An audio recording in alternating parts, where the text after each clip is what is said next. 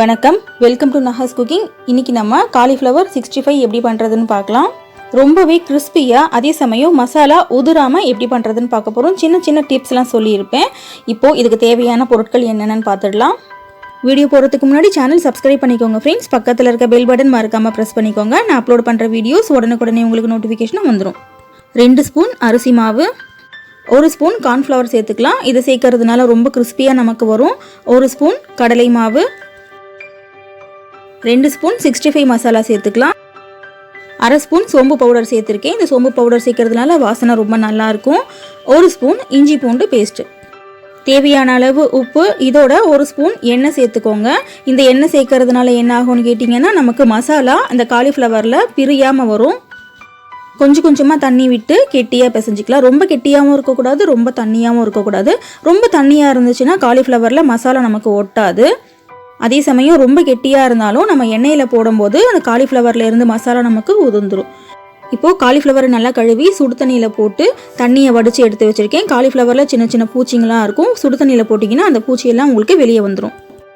Cauliflower ஃபுல்லாகவே இந்த மசாலா நல்லா அப்ளை ஆகிற மாதிரி கையை வச்சு பிசைஞ்சிக்கோங்க. கூடவே ஒரு அரை எலுமிச்சம்பழம் இதில் பிழிஞ்சு விட்டுக்கோங்க. இப்போ காலிஃப்ளவரோட எல்லா மசாலாவையும் சேர்த்து முடிச்சாச்சு. இப்போ இதை ஒரு அரை மணி நேரம் வரைக்கும் நம்ம ஊற விடணும். இந்த மாதிரி ஊறும்போது இதில் இருக்க உப்பு, புளிப்பு, காரம் எல்லாமே காலிஃப்ளவரில் இறங்கும். டேஸ்ட் ரொம்ப நல்லாயிருக்கும். இப்போ அரை மணி நேரம் ஊறிடுச்சு. ஊறினதுக்கப்புறம் பேனில் தேவையான அளவு எண்ணெய் சேர்த்துக்கலாம். எண்ணெய் மிதமான சூட்டில் இருக்கும் போதே இந்த மாதிரி ஒரு காலிஃப்ளவராக எடுத்து போட்டுக்கோங்க.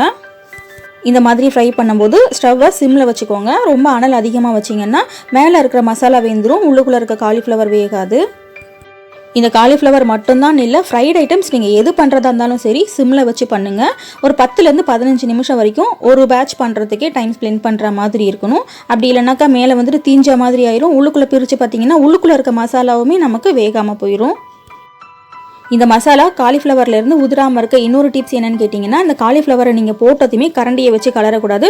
ஒரு பக்கம் வந்துட்டு 5 நிமிஷம் வெந்ததுக்கு அப்புறமா இந்த மாதிரி கரண்டியை வச்சு ஒரு காலிஃப்ளவராக திருப்பி போடுங்க. இப்போ நமக்கு ரொம்ப கிறிஸ்பியான காலிஃப்ளவர் 65 ரெடி ஆயிடுச்சு. இப்போ இதை ஆயில் வடிச்சிக்கலாம். ஆயில் வடித்து டிஷ்யூ பேப்பரில் எடுத்து வச்சுக்கோங்க. டிஷ்யூ பேப்பரில் எடுத்து வச்சிங்கன்னா இந்த எக்ஸ்ட்ரா ஆயிலும் அந்த பேப்பரில் வந்துட்டு அப்சர்வ் பண்ணிக்கும். அதுக்கப்புறமா நம்ம சர்வ் பண்ணிக்கலாம். இந்த வீடியோ உங்களுக்கு கண்டிப்பாக பிடிச்சிருக்கும்னு நினைக்கிறேன். பிடிச்சிருந்தா வீடியோக்கு லைக் போடுங்க ஃப்ரெண்ட்ஸ். உங்கள் ஃப்ரெண்ட்ஸுக்கு இந்த வீடியோ ஷேர் பண்ணுங்கள். மறக்காமல் சேனல் சப்ஸ்கிரைப் பண்ணிக்கோங்க. நான் அப்லோட் பண்ணுற வீடியோஸ் உடனுக்குடனே உங்களுக்கு நோட்டிஃபிகேஷனாக வந்துடும். தேங்க்ஸ் ஃபார் வாட்சிங்.